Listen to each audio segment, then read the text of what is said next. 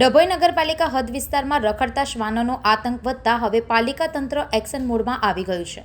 શુક્રવારે ફક્ત 3 કલાકમાં 16 લોકોને શ્વાન કરડ્યાની ઘટના સામે આવતા પ્રમુખ બિરેન શાહે તત્કાલ કડક પગલાં લેવા સૂચના આપી।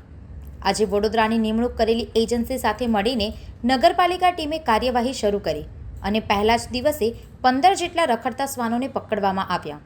આ શ્વાનોનું હવે ખસીકરણ કરવામાં આવશે।